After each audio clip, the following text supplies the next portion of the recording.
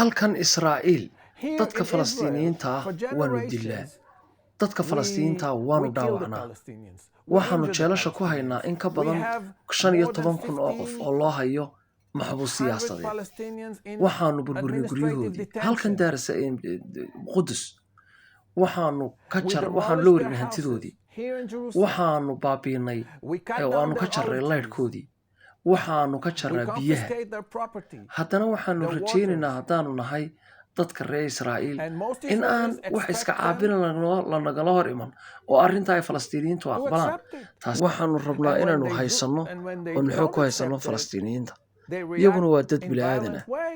They markay ka blame them, the damqadaan Palestinians. ee ay violence ku jawaabaan ama oo Most iska caabin Israelis, waanu I mean, we cambaaraynaynaa hold waanu millions ka of damqanaynaa Palestinians waanu under gubanaynaa occupation laakiinse ma aragna for annagu generations. dhibtaanu They Falastiiniyiinta ku are hayno deprived their basic haddaanu reer rights. Israa'iil nahay badanka iyagu Most waxaanu Israelis doonaynaa weligayaba can inaanu go on xoog ku forever. haysano reer Falastiin Don't get me laakiinse wrong, I'm taasi not mid suuro gelaysa justifying the maaha violence.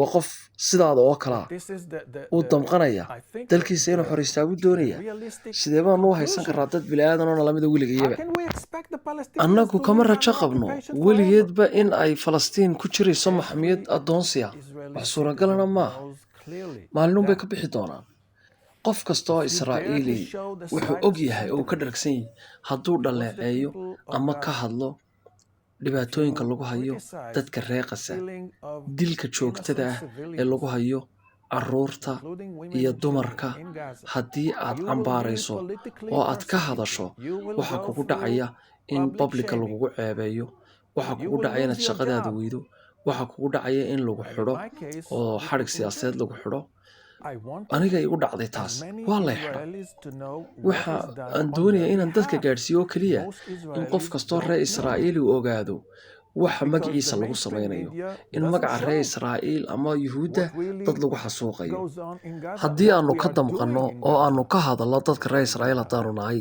dhibta wish aanu me ka to wadna die, Gaza they wish iyo their gumaadka children dadka to lagu die, hayo they threaten waxa to aad rape maqlaysaa their oo qura daughter. That was dadka miidiyahayagu wuxuu ka the kind sheekeeyaa of qura reactions carhablahaygii bay were kufsadeen against. dadkaygii bay I afduubteen was called for a carruurteydii bay dili hearing gaadheen on waxaas October waxa 18th, miidiyahayaga loo sheego and the next waanu day ognay I was runta fired. anigu The 18 police Oktoobar ayaan ka hadlay asked me maalintii to ku come xigtayna over biliiska ay yeedhay waa for lay an xidhay oo interrogation. jeelkaa la geeyey The iyada oo minute I laygu walked haysto into the police waraysigii aan station, bixiyey dadka wixii aanu sheegay they cuffed my hands and legs markiiba biliisku gacmaha iyo and lugaha iyo katiinadii confiscated kaga my xidheen phone.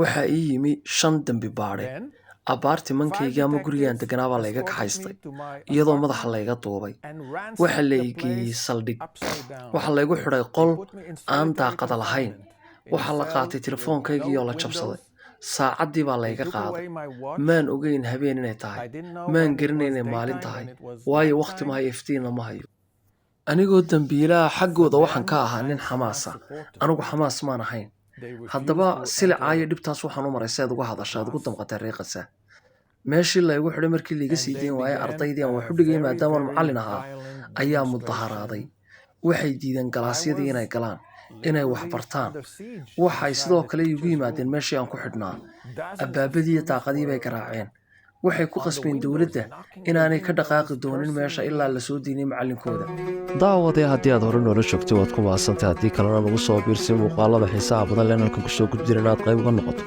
lana wadaaga saxaabtaada aad baad u mahadsan tahay